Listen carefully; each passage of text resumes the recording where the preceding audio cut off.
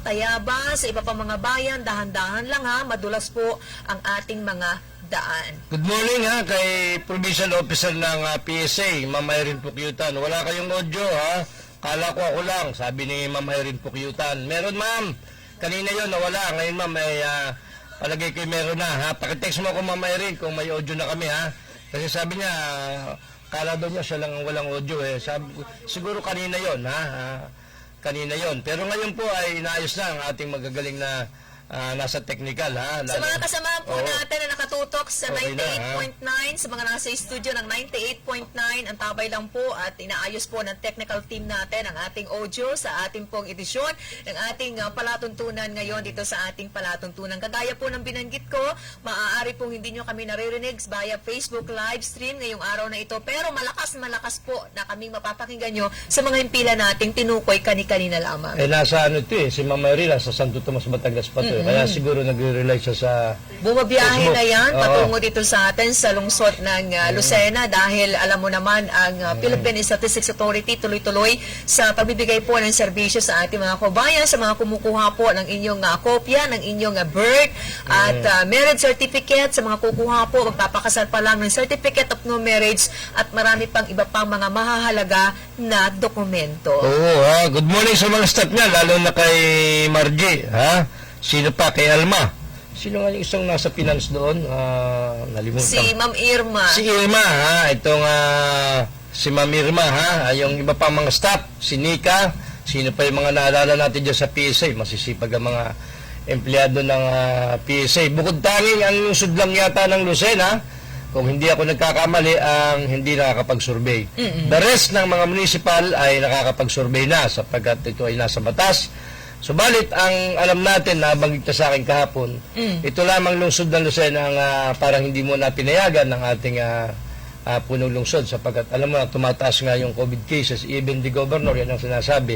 Nag-aalala sila na tumataas ang COVID cases natin sa lalawigan ng Quezon at sa lungsod ng Lucena. Kaya pansamantala, ay in-stop muna yung pag-survey ng mga enumerators natin. 200 enumerators yan na handang mag-survey sa buong Lucena, ha? Kasi sa ibang bayan naman ay tuloy at sa buong bansa. Dito lang muna sa Lucena hindi tuloy. Sapagkat yun nga po, nakiusap ang ating punong lungsod. Sa ibang mga bayan, pakitulungan po natin ang mga enumerators na katuwang po ng Philippine Statistics Authority. Huwag na natin pabalik-balikin pa ang mga enumerators hanggat makakaya po natin at wala naman tayong mahalaga na pinagkakabalahan, sagutin natin ang mga kanilang katanungan nang sa ganon madali po silang matapos sa kanilang mga gawain. Napakahalaga po ng mga makagather nila na data, anumang impormasyon na magkukumpleto sa tala sa kinukuha po ng Philippine Statistics Authority. Kada ika-10 taon lang po ginagawa at 5 taon ang National Census on Housing and Population. Alam niyo po yung survey, napakahalaga niyan. Lahat naman ng bansa ay may survey. Sapagkat pag ang isang bansa ay walang survey, baka hindi yung bansa. Ha? Baka yan ay imposibleng walang survey. Sapagkat ito yung ginagamit. Kinakailangan ng bawat bansa ay alam kung ilan ang bilang ng kada tao. Ang alam ko isa sa pinagagamitan ng survey natin para makita mo kung ano yung estado ng bansa. Pangalawa ay pag ang bansang Pilipinas ay naglo-loan sa mga international financing ay kinakailangan magsabi ka kung ilan ang populasyon ng isang bansa. Ina-account talaga tayo kung ilan tayong mga mamamayan na naninirahan sa isang republika. Napakahalaga po nito. Kaya kagaya po ng binanggit natin, tulungan po natin ang mga taga-Philippine Statistics Authority. Oo, kaya maraming pinagagamitan po yung survey ng, sabi ko nga, di ba, kahit nga puno, sinusurvey, tao pa, ang hindi mo surveyin, ha? Halaman nga, puno nga ng nasa Pilipinas ay sinusurvey yan. Ay tao pang hindi isurvey. Kaya lang, nagkaroon nga po tayo ng pandemya kaya medyo nadidelay yung ilang mga magsusurvey. May mga bayan kasing nilockdown, ha? So, ano yan? Kung may binabasa ka dyan mahalagang pahayaga. Ating nabigandaan itong katanungan mula sa isang concerned citizen, mga kababayan. Nagtatanong si status ng SAP sa ibabang iyam daw sa kanila ay marami pa rin ang hindi nakakatanggap. Ito po ba daw ay ibibigay pa o ibubulsa na? Panawagan po sa Department of Social Welfare and Development and kay Kapitan Gina Sares. Alam mo yung... Hindi ko po alam ang kasagutan, pero sa malamang ay maaaring matanggap pa naman. Hindi, yan ay nadidelay lang palagay ko. Oo. Kasi even sa Manila nga may hanggang ngayon mayroong hindi pa nakakatanggap at may tumatanggap ng utay-utay pa. Naunawaan po Nadelay lang namin yan. na talagang napakahalaga po ng salapi sa pagkakataong ito. Kada araw, kada oras, ginagamit po natin ang pera, pambili po ng ating mga pangunahing gamit. Pero ang gobyerno natin, kapag ka sinabi naman talagang pambigay sa tao, ibinibigay naman talaga yan sa publiko. At saka, ano tawag dito, yan ay palagay ko yung nadidelay lang. Kasi may nakausap na tayo dito sa isa pang barangay sa Iyam. Ibabang Iyam ba ito? Yung isang kapitan doon, yung may nakatanggap dito, meron din hindi. Saka ang dami ng nakasuhan ng Interior and Local Government, Oo, mga kaya- barangay officials sa bahagi ng Region 1, 3 at sa National Capital Region dahil po sa kanilang kapabayaan o anumang kapalpakan na nagawa kaugnay po ng Social Amelioration Program. Ayun ay doon sa unang SAP. Oo. Palagay ko dito sa pangalawa, si Kupitan Kaya lesson learned na yan Oo. sa marami nating mga opisyal na hanggat makakaya nilang mapabilis ang distribusyon at matanggap po ng mga benepisyaryo ang nasabi pong ayuda, gagawin at gagawin nila Kaya yan. nga pinadaan niya sa mga tagdan, yung mga kuha ng pera niyan, yung mga Western Union na yan, pinadaan kasi nga, ayan, binabagit mo, daming kinasuhan ng mga local officials, barangay officials, ha? Numero 1 na si Kupitan, ha? Kaya Salamat po ha? sa nagpadala po ng Dadating po yan, huwag kayo mag-alala. Aari pong hintay-hintay lang tayo para po matanggap natin ang ayuda galing po sa ating gobyerno. Pag po hindi kayo nakatanggap niyang SAP na yan, ha? Sa akin kayo pumunta. At sasamahan ko kayo doon sa DSWD at ating itatanong, ha? Kung bakit yan ay wala pa, kung bakit yan nadidelay. Pero yan po ay dadating, ha? Dadating po yung SAP na yan. Baka nga magkaroon pa ng third tranche, eh. Kaya hindi maring hindi bibigay yung second tranche na yan. Ibibigay po yan. Ang tabay-tabayanan nyo lamang at yan po ay hindi maring hindi makakarating sa inyo. Nadidelay lang po yan. Yan ang aking tingin dyan. Sabagat, may mga nakasubtay dyan sa bahagi ng iyam, eh. Bakit magkapit-bahay yung isa na nakatanggap, yung isa hindi pa? O, ibig sabihin, dadating po talaga yan. Nadidelay lamang yan, ha? Okay, ating i-congratulate si Congresswoman Helen Tan kasi nakapasa na sa bahagi po ng Senado sa ikatlo at pinal na pagbasa yung Senate Bill 1520 o Medical Scholarship Act kung saan siya po ang kauna-unahan nagsulong niyan sa bahagi po ng mababang kapulungan ng Kongreso. Ibig sabihin, kung ikaw ay mahirap na bata at magaling ang ulo mo at mataas ang general average mo during your high school, at nakapagkolehiyo ka, ay qualified ka. Of course. Siyempre, may mga examination pa yan bago ka naman matanggap dyan. At pag naipasa mo yung requirements, lalo na examination, written, baka may oral pa, ay pwede ka na maka-avail niyang medical scholarship niya na batas na naipasa ni Congresswoman. Malaking tulong ito doon sa mga nangangarap natin na kabataan na sila in the future maging doktor, ganap na manggagamot sa kanilang mga lugar at isang patunay na hindi po hadlang ang kahirapan. Kaya tiyak ko marami po ang matutuwa sa isinulong po na batas ni Congresswoman Helen Tan, ang chairman po ng Committee on Health sa bahagi ng Kongreso dahil magbe-benefit po ang marami nating kabataang Pilipino. Sa panahong ito, nabawasan po ang marami nating mga mahuhusay na doktor sa ating bansa bunga ng COVID-19 pero sana hopefully madagdagan po yan dahil sa scholarship program para sa mga kabataan. Baka po may magtanong, ha, minsan kasi meron tayong mga listeners or viewers na medyo piloso po ng kaunti. Ito pong sinasabi naming medical, ito po yung sa medical, ha, hindi po ito yung mga veterinaryo o yung PhD, ha, yung Doctor of Philosophy, iba po yun, ha. Ito po yung sa mga medical practitioner, yung mga doktor natin, espesyalista sa puso, sa ulo, kung saan po. Yan po ang sinasabi, ha. Ulitin ko, hindi po ito doon sa para maging veterinaryo or para maging doktor o philosophy, ha? Iba po yun. Layo po ng panukala na yan, mga kababayan, na bigyan po ng libreng tuition at iba pang bayarin sa eskwelahan, uniform, mukhang wala nang gagasusin si nanay at si tatay, at libreng allowances yung mga medical students natin. Ibig Wow! sabihin, sa dinami-dami ng doktor o tao sa Kongreso, parang si Congresswoman pa nakaisip niyan, ha? Magaling talaga yung Siya rin nakatuwang po ni Congresswoman Tan sa bahagi po naman ng Senate, ang kaibigan natin, napakahusay, Senador Sani Angara. Pag mga Angara pa, malaki ang buto. Alagang Angara yan, malaki eh, na no? buto rito sa atin sa lalawigan. Yung, Para po yan sa mga tatay niyan. mahirap. Kung hindi po ako nagkakamali sa mga nauna pong eksplanasyon ni Congresswoman Tan, ang priority po dito, mga mahirap na kabataan natin at isa kada bayan. So, kung marami po ang mag-a-apply at interesado na maging scholar, makapag-aral po ng libre sa kursong medisina, ay magkakaroon po ng mga pagsusuri at pagtukoy kung sino po ang karapat-dapat na maging benepisyaryo ng naturang scholarship program. Napakaman yung kursong yan. Alam mo naman, mga mayaman lang halos na nakakapagpa-doktor ng anak nila. Nakakakuha ng medicine proper kasi napakamahal niya nga. Mahal pa sa abugarsiya, mahal pa sa engineering. Kaya swerte kung meron tayong mga Yung bata na tumira ka na makakapasa. lang sa Kalakhang Maynila Ay, ay mahal gastos na po yun. talaga, Oo, no? gastos So, na. marami pong gastusin. Sa ilalim po ng pre-medical education ay bibigyan lamang ng scholarship kung papayag. Ito kung papayag po kayo pumasok sa return service program. Paano ba Ibig sabihin ay para masiguro na dito po kayo magtatrabaho sa ating bansa, magpapractice po ng inyong profesyon sa loob po ng ilang panahon matapos pong makuha ang inyong professional license. Ibig sabihin, bilang kasi balik gagastusan naman, kayo ng bilang balik, gobyerno. dito ka naman magserbisyo. Oo. Muna sa ibang lugar. Walang pinagkaiba sa programa ng Philippine Military Academy. Parehas Kailangan lang yan, mong mag-render ng service sa 8 to kapwa 10. Pilipino. Pag galing ka sa PMA, at dapat magsilbi ka ng 8 to 10 kung gusto mo nang umalis. Or else, may nabasa po ako dito, babayaran mo yung ilang porsyento na nagastos mo sa panahon ng pag-aaral. Sa EEP naman or sa PMA, hindi ka magbabayad. Kakasuhan ka lang naman.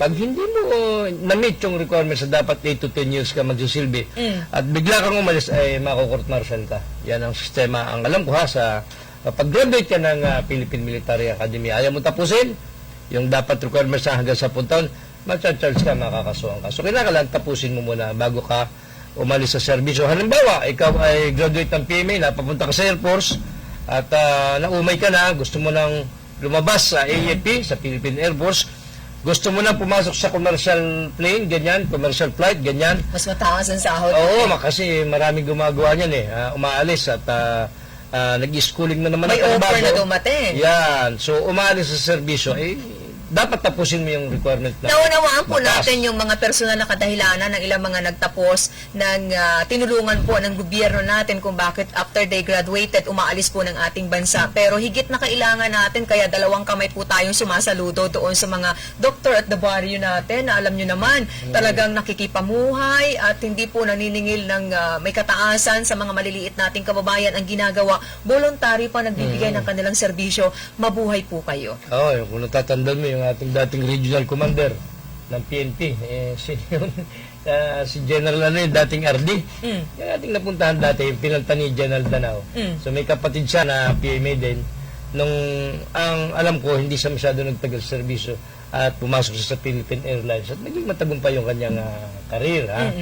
General Caranza, kapatid, siyempre yung kapatid niya, Caranza rin. Si Sir Ed Caranza.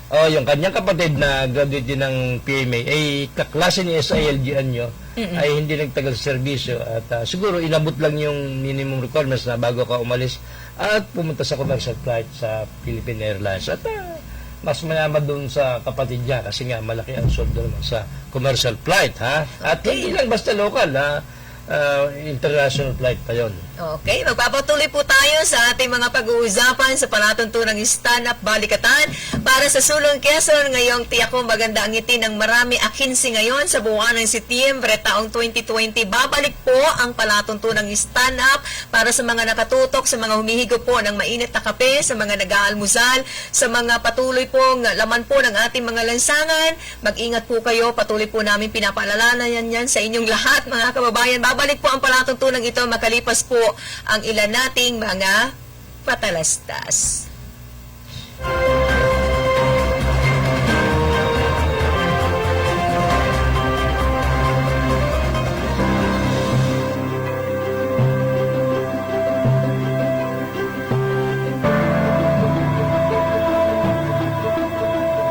Kahit anong oras, kahit anong araw, wala kang pangamba. Alagang PhilHealth, siguradong maaasahan. Benepisyong PhilHealth, alamin at gamitin.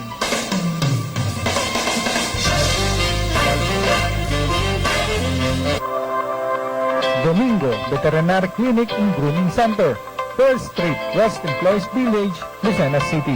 Cell phone numbers 0917-705-6700 and 0998-571-4710. Dr. and Mr. Domingo, our friendly veterinarian.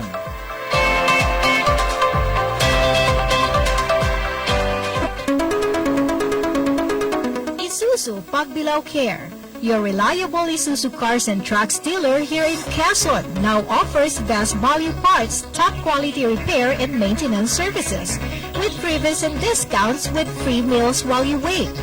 Call us and service assistance will be given to you, fast and efficient. Isuzu Pagbilao has the state-of-the-art tools and equipment, highly trained competent technicians and stress-free lounge. Isuzu Pagbilao, now serving you Mondays to Saturdays from 8 a.m. to 5 p.m. and Sunday by appointment only. Book your appointment now. Isuzu Pagbilao, along Maharlika Highway, Barangay Bukal, Pagbilao, Quezon. Numbers to call 0956-207-9634, 0956-386-3589, 0939-605-8981, and 0932-791-1332. At Isuzu Pagbilao, free quick inspection and battery check. Every change oil services for 2012 models and below of D-Max, Altera, and Autos Wing variants. Isuzu Pagbilao Care. Call us. Assistance received everywhere.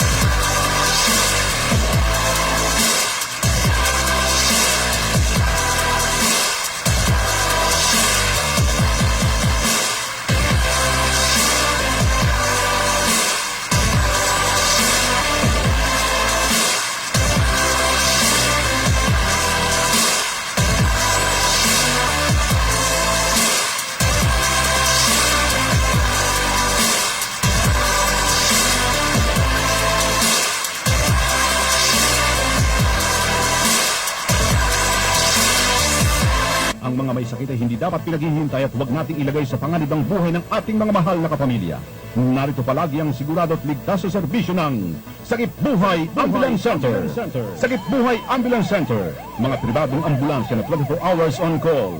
Saan mang dako ng Pilipinas na abot ng ambulansya ay pupuntahan, maging ligtas ka lamang. Ang bawat ambulansya ay equipped with ambubad pag rabi ang pasyente. May 3 sets ng oxygen tank with regulator. May emergency medicine, walang red tape, hatid agad, safe ang pasyente. DTI registered at kumpleto sa lisensya at permit. Sakip Buhay Ambulance Center. Maingat, kadamay sa kagipitan at sa lahat ng oras ng pangailangan. Sakip Buhay Ambulance Center. Para sa mabilis sa serbisyo, tawagan ang kanilang hotline 0423732983 o 0918-911-8332. Ang punong tanggapan ay nasa Calamar Home Subdivision, Kalurang Mayaw, Lucena. Sakip Buhay Ambulance Center. Kontakin lamang ating kaibigang si Danny Lingon.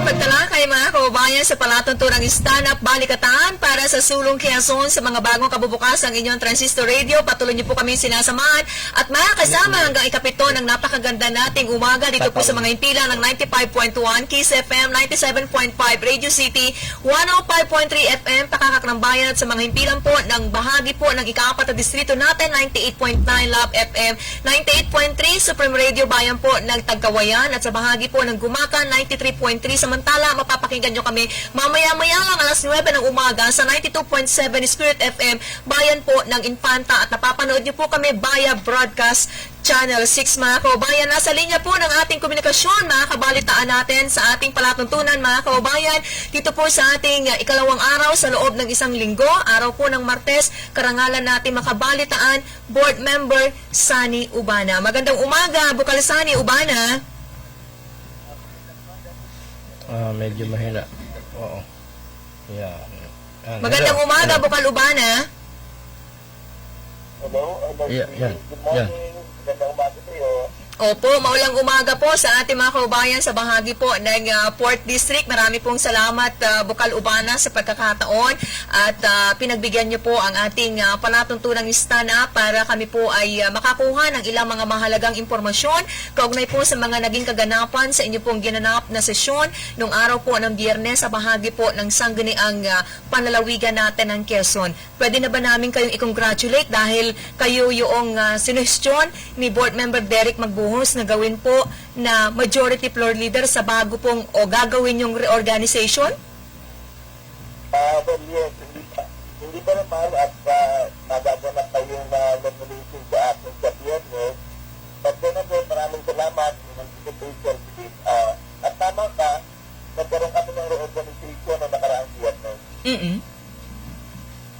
Opo, at kung hindi po ako nagkakamali, around 223,143,314 pesos and 26 centavos yung kabuuang halaga ng nakapaloob sa Supplemental Budget number 5 na pinapaaprobahan ng ating local chief executive. Yes, oo. Na-approve namin Celine, partially. Nag-approve kami partial. Yung inula namin yung mahalaga katulad ng sweldo at mga kailangan gamit para sa COVID measures ng ating lalawigan. Tama ba na... Yes po. Oo, may mga natira, hindi namin naaprubahan. Ang dahilan ay kulang yung impormasyon na ibinigay sa amin noong nakaraan. Kaya hindi namin ito napagbibay.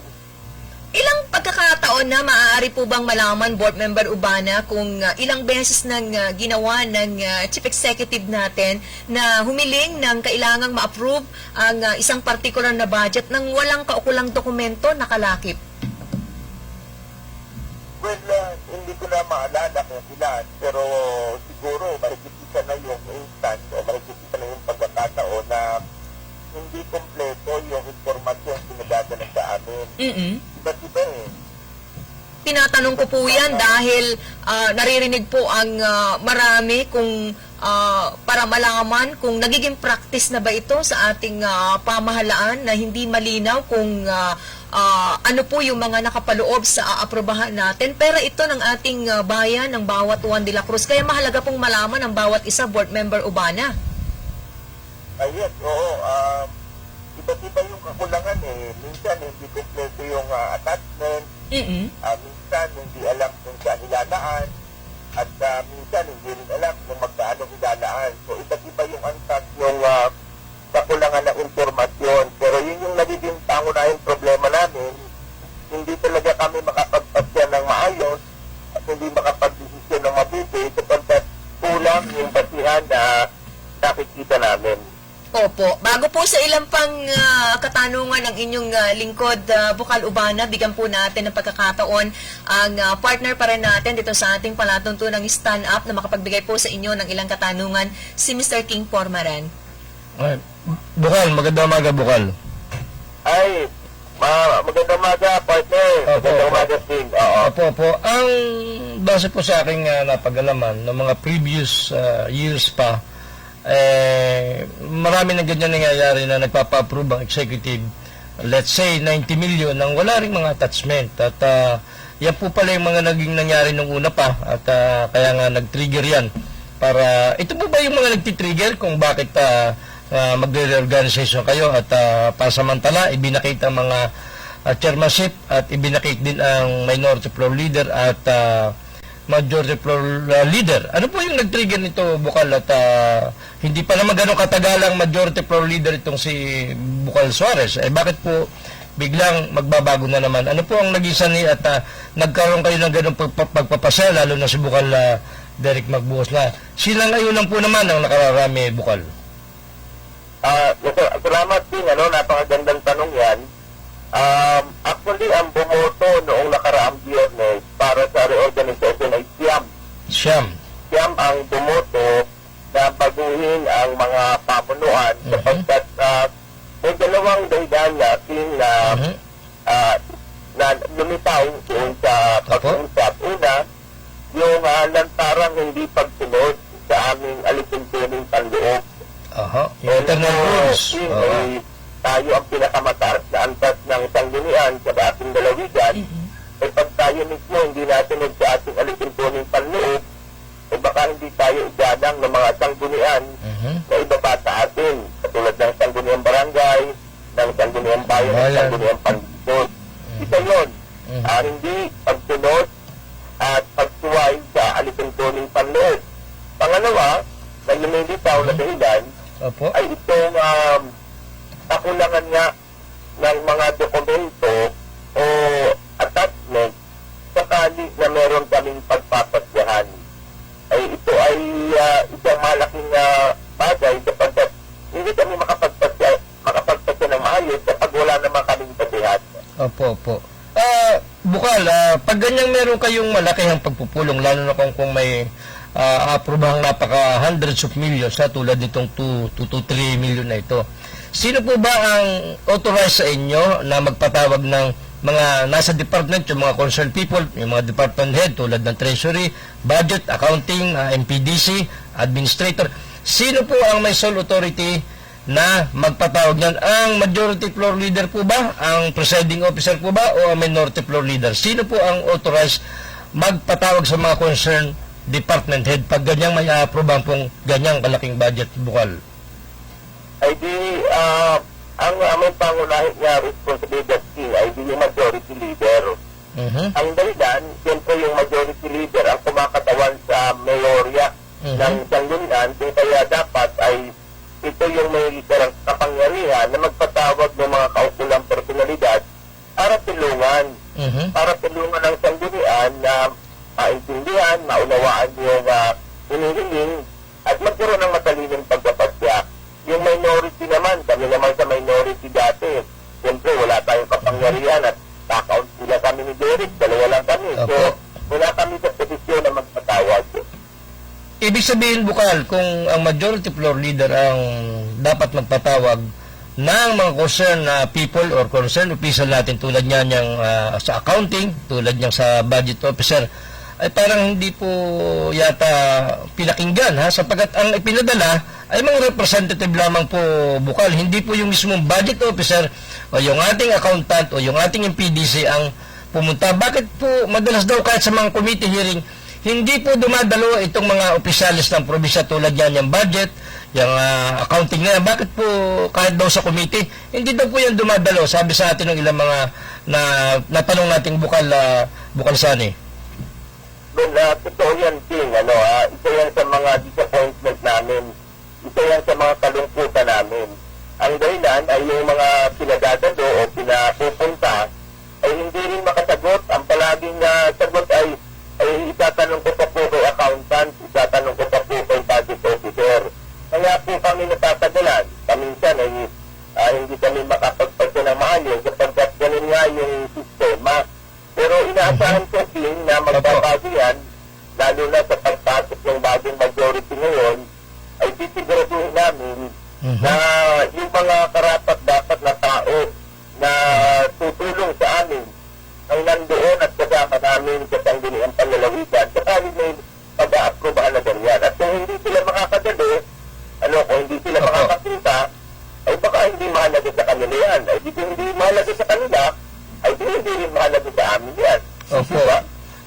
Ibig ko po sabihin, Bukal, pag po ba karaniwan, practice natin sa gobyerno, pag po ba hindi dumalo talaga yung halimbawa budget officer, yung talagang budget officer, yung talagang accountant, pag po ba hindi yan dumalo sa patawag ng sangguniang panlalawigan, yan po ba may kaparusahan o may sanction po ba ang sanggunian dyan? Paano po ba ang sistema niyan, Bukal? Magandang tanong yan, King. Sa pagkaunawa ko, wala naman talagang sanction, wala naman talagang parusa. Bagamat wala, ay ito naman ay parang tulungan na lamang ba? Tulungan. Opo. Na sila naman ang humihiling, sila naman ang dumudulog at sila naman ang nagsusulit niyan, ay ano ba naman yung tulungan kami?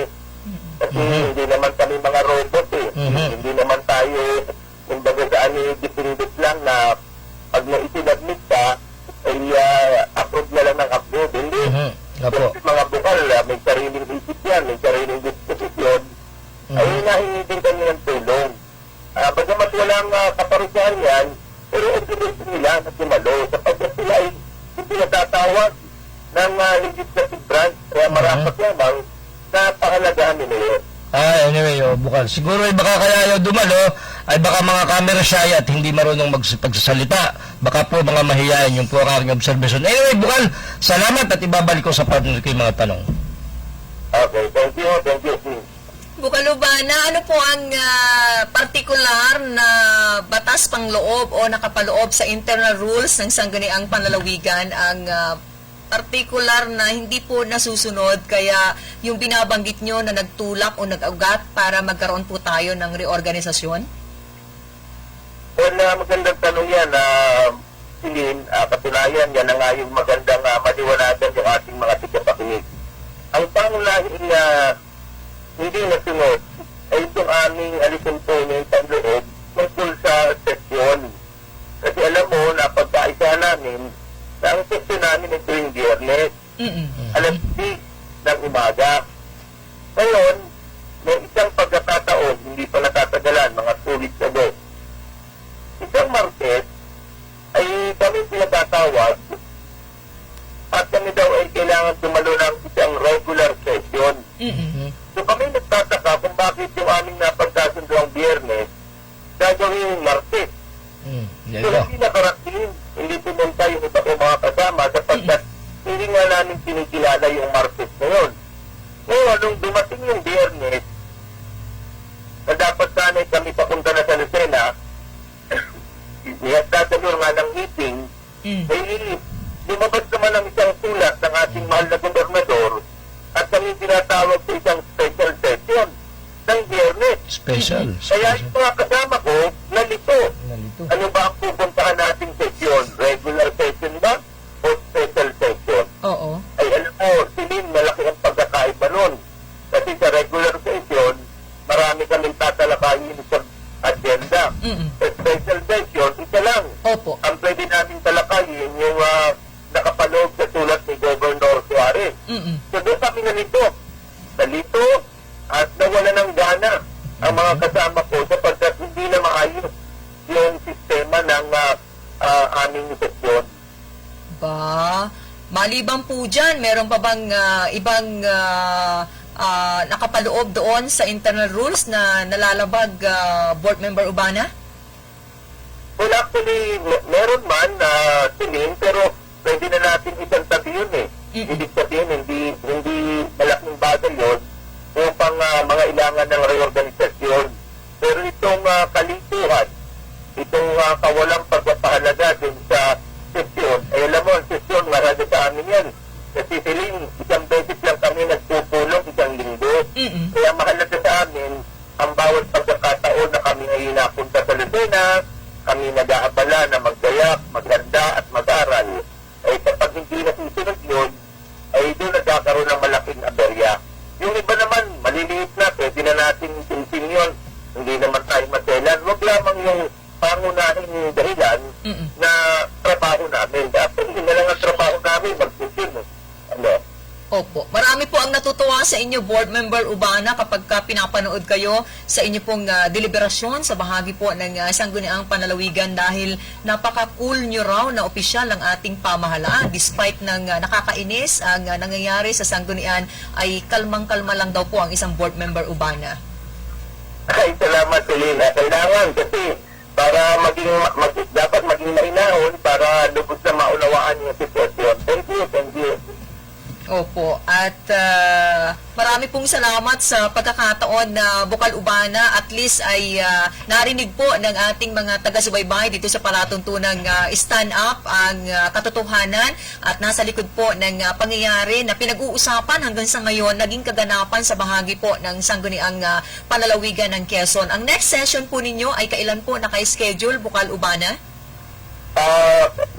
Ngayong darating na Biyernes, Celine, alas 10 ng umaga, at ito ay physical session. Ibig sabihin, kami ay dadalo, pupunta sa Lucena upang magpulong. Doon tatalakayin yung pagkatalaga ng majority leader, minority leader, at inumungkahi ko na rin yung mga bagong chairman ng iba't ibang lupon, kasama na yung mga vice chairman at mga kinatawan ng majority doon sa bawat committee. Hindi po nakadalo ng personal ang inyong lingkod sa inyo pong ginawang sesyon nung araw po ng Biyernes, pero may mga impormasyon po tayo nakalap Board Member Ubana. Tama po ba ang pagkakarinig ko na ipinag-utos umano sa gwardiya sa sanggunian ni Board Member Jet Suarez na tumayo noon na majority floor leader na bawal pumasok ang hanay ng mamamahayag? Well, hindi ako pamilyar doon sa detalye kung bakit hindi pinapasok. Ang nangyari lamang ay nung dumating ako at pumasok ako sa Bisali, nakita ko yung iba nating kasama, yung ibang mamamahayag na nasa labas. Nung tinanong ko kung bakit sila wala sila sa loob, ay sinabi sa akin na sila daw ay hindi nga pinapasok. Pero hindi nabanggit sa akin kung sino at kung anong dahilan at hindi sila pinapasok. Kapagkat, alam mo, ay ang press, ang ating tinatawag na third branch of government. So, dapat yan ang pinapahalagahan sapagkat sila ang kumakatawan sa publiko upang maintindihan at maunawaan yung sitwasyon na nangyayari sa pamamahala. Tama po ang binanggit nyo. Isa pa, Bukal Ubana, kapag hindi po naa-allow ang industriya ng media na mag-cover sa isang napakahalagang event, ang pinaniniwalaan po dyan ng tao, meron pong itinatago sa publiko.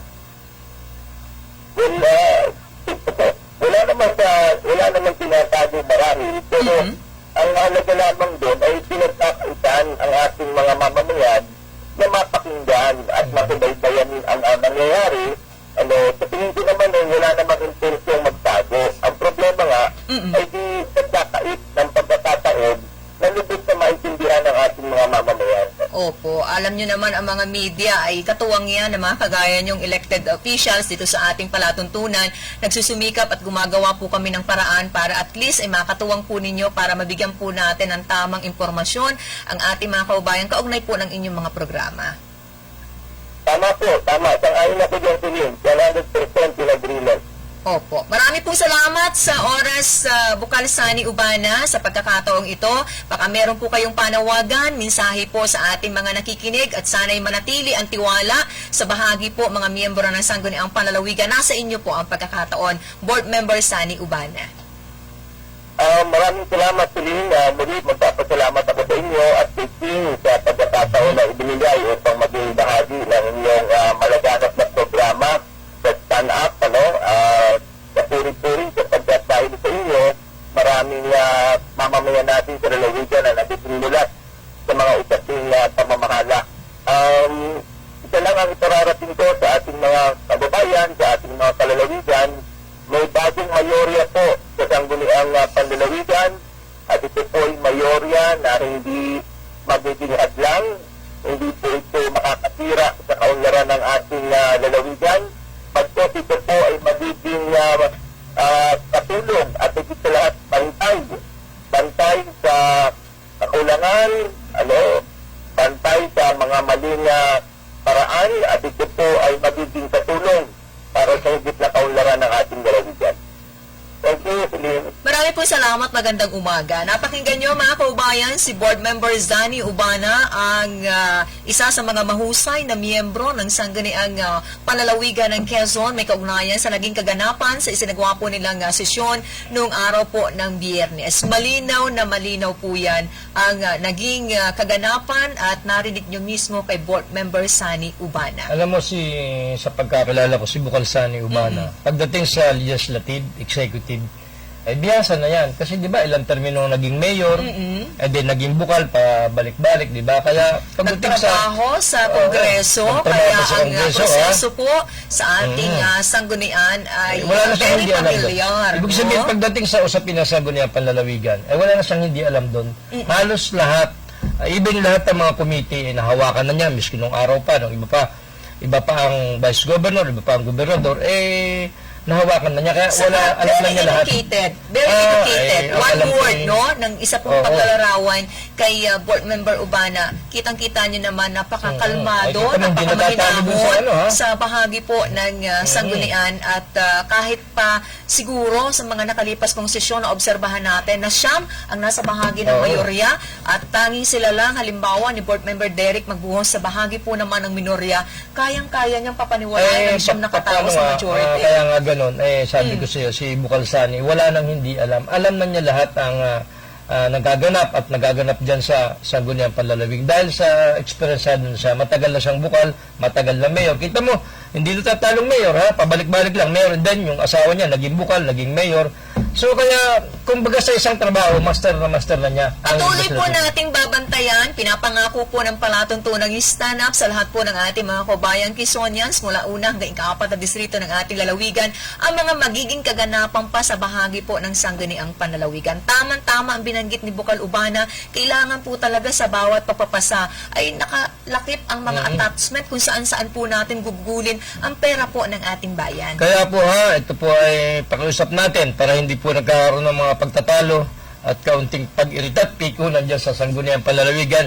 Kayo po nasa Office of the Governor or yung mga nasa budget or accounting, treasury, pag po naman kayo ay susulat sa Sangguniang Panlalawigan, isama nyo po, hindi yung sinasabi ni Bukal Jerry talaga na titulo lang ang alam nila, ang nababasa nila, titulo lang, walang supporting documents or attachment, parang gustong manghula lang sila, hindi nila alam. So, very basic po yan sa mga department head natin sa Kapitolyo, ha?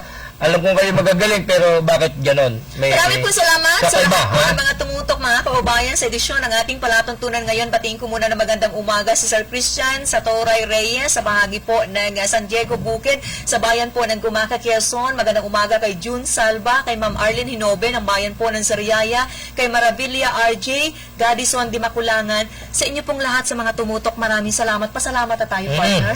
Muli po, ha? At yun po nga atin ay advice lang, ha, sa ating mga department head. Pagsusulat kayo, haba-haba ninyo. Huwag kayong mahiyang magsulat, ha? Sumulat po kayo ng maayos. Mag-request kayo ng maayos na hindi nagkakagulo dyan sa Sangguniang Panlalawigan, ha? Alam naman, magagaling naman ating mga department head. At hindi naman mga bago sa trabaho yan, ha? Yun po ay payong kaibigan lang, ha? Lalo na sa ating kaibigang administrator. Mahusay yan, ha? Muli po, kailangan tayo maghiwa-hiwalay. Good morning kay paring Manolo Reo ng BJP at sa kanyang boss, kay Major Langkawon, ha? Diyan sa Bulaluhan, maganda umaga, masarap ang bulalo dyan sa Gulang-Gulang. Kay Ate Malin, kay Kuya Johnny dyan sa Public Market, at kay Mayor Dondon Alcala, maganda umaga.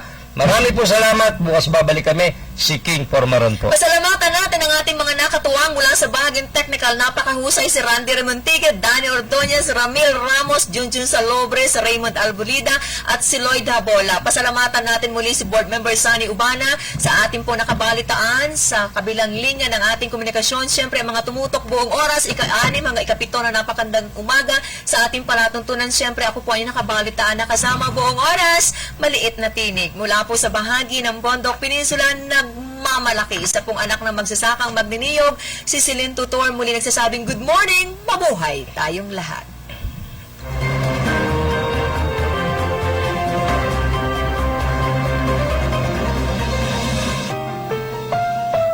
The preceding was a paid broadcast.